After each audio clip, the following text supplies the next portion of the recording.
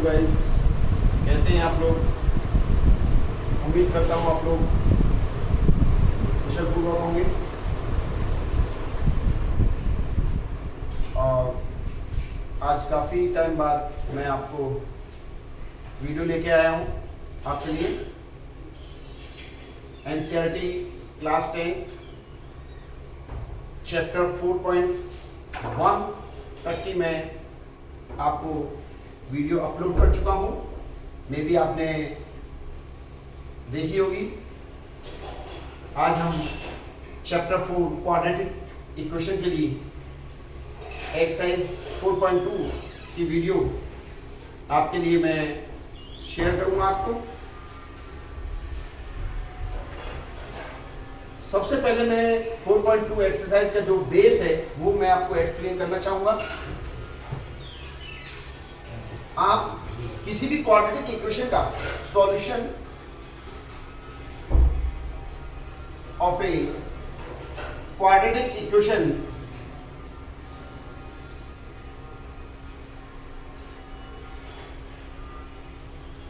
Bye factorization method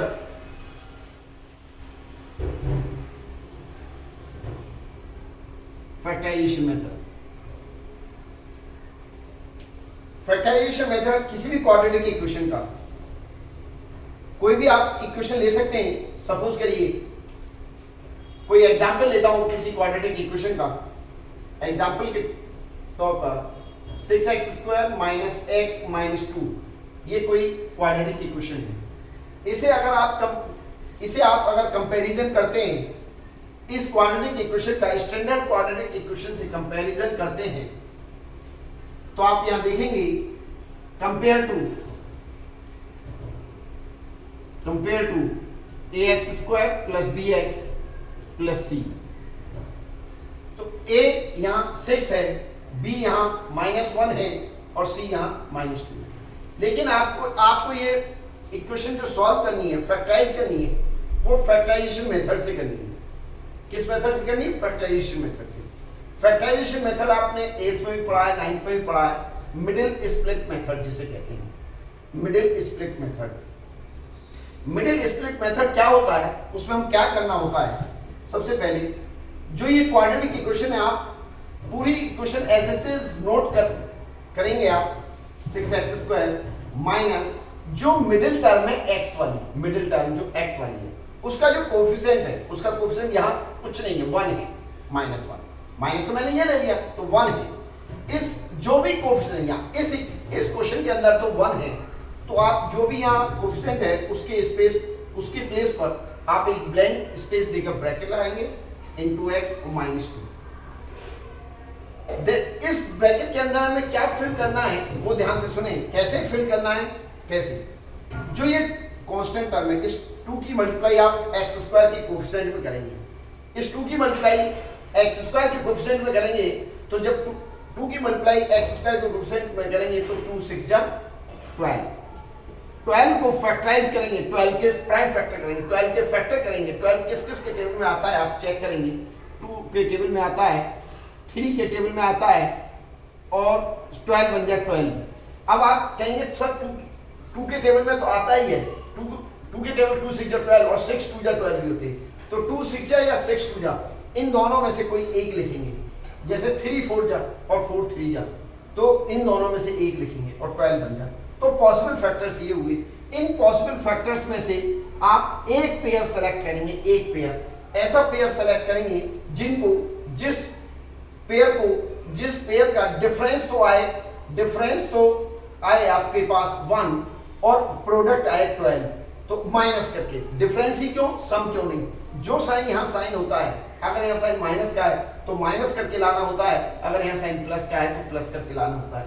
तो यहाँ minus है, तो आप देख रहे हैं ये वाला पेयर आपका सटीक बैठता है, ये वाला पेयर आपका सही बैठता है 3 और 4। इट मींस 4 में से 3 माइनस करेंगे तो 4 - 3 1 आ जाएगा और 4 × 3 करेंगे तो 12 आ जाएगा। इसके बाद 6x² x के अंदर मल्टीप्लाई करेंगे -4x और -k, और ये बाहर माइनस है, अंदर के बाहर माइनस, जब ये ब्रैकेट खोलेगा तो साइन चेंज हो जाएगा 3x और -2। अब आप पेयर, फर्स्ट पेयर में क्या कॉमन है आप देख रहे हैं, इसमें से 2x कॉमन है, तो 2 3 या 6x, 3x और 2 2 जो 4, और प्लस 1 कॉमन है तो 3x माइनस 2, 3x माइनस 2 और 2x प्लस 1 इक्वल टू 0। ये इसके दो फैक्टर आ गए, फैक्टर ऑब्टेन हो चुके हैं, और इनके आपको जीरोस निकालने, इनके आपको वैल्यूज निकालनी है।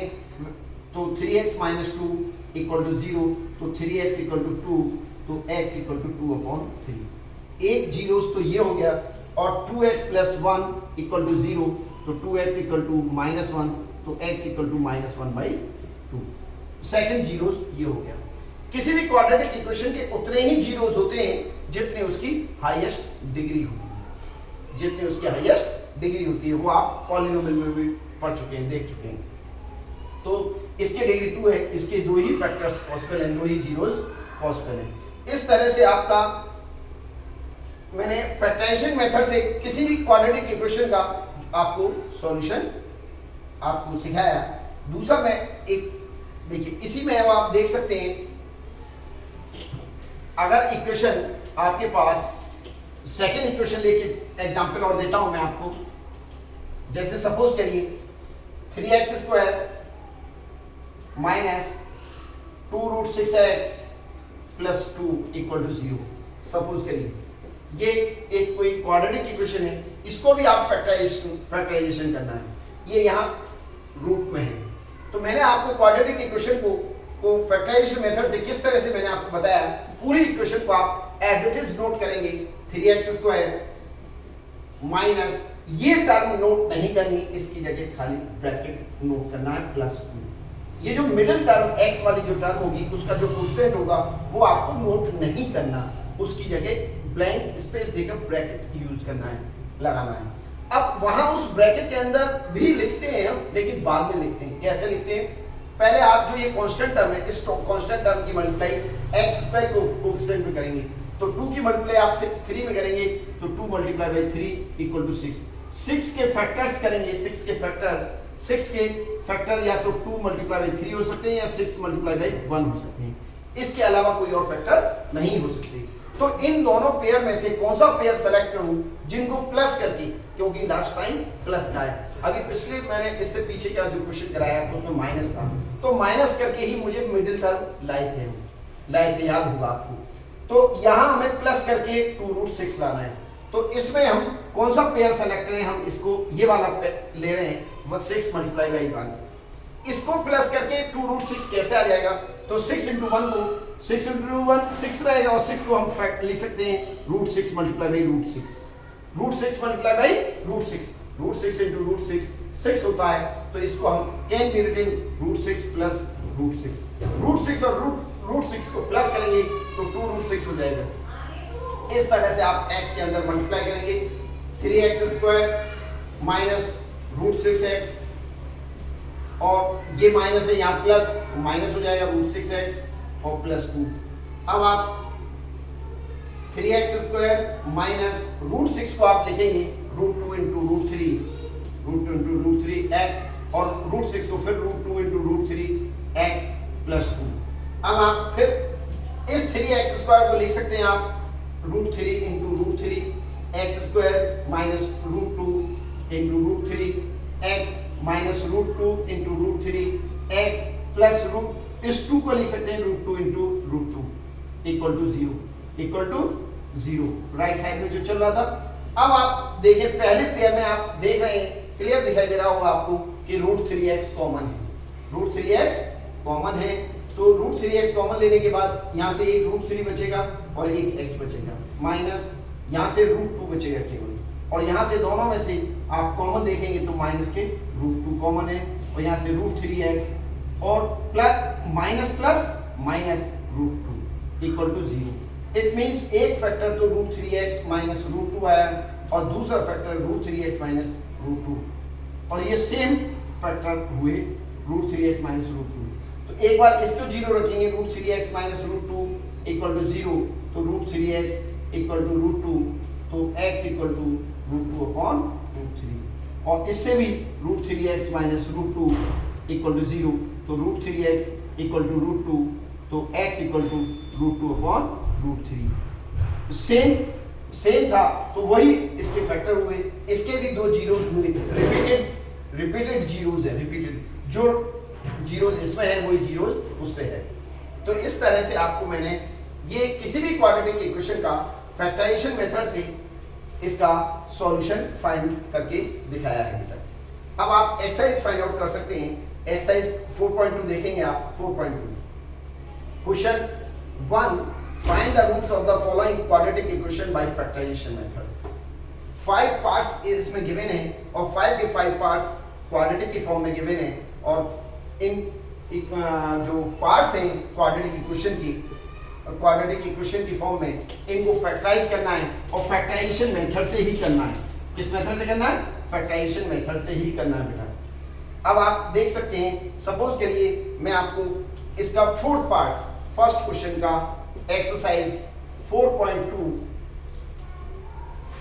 फर्स्ट का फोर्थ पार्ट मैं आपको एक्सप्लेन करने जा रहा हूं, क्योंकि फर्स्ट और सेकंड सिंपल है, जो मैंने अभी आपको एक्सप्लेन भी किए हैं। दो फर्स्ट वाला, इससे फर्स्ट वाला जो कराया था, और जो थर्ड वाला पार्ट है वो अभी मैंने एक एग्जांपल दे दिया इसकी तरह से।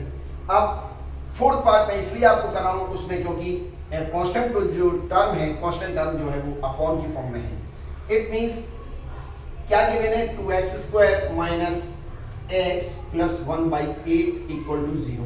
यहाँ कांस्टेंट वाली जो टर्म है वो अपॉन की फॉर्म में है, रेशनल फॉर्म में है।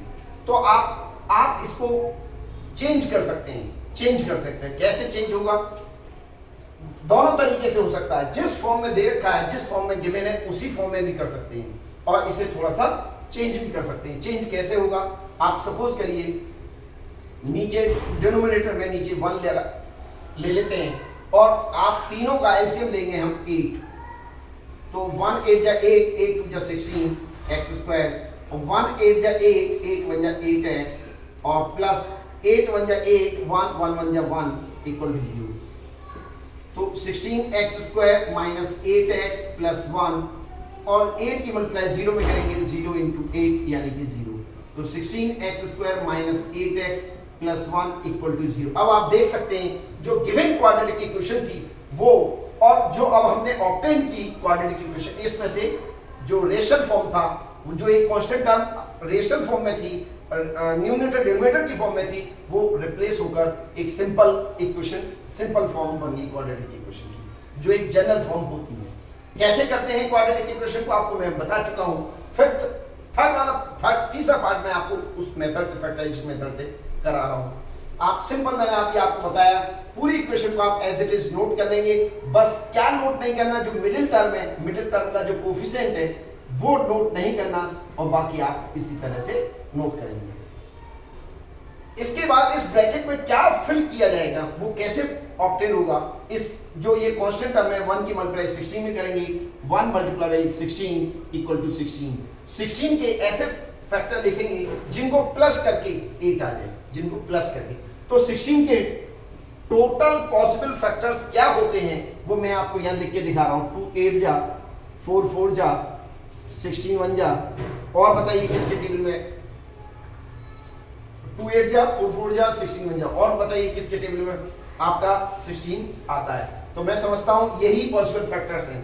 तो अगर कोई और भी आता है तो उसे आप लिख सकते हैं रफ साइड। इसके बाद इनमें से कौन सा पेयर हम सेलेक्ट करें जिनको प्लस करके 8 आ जाए?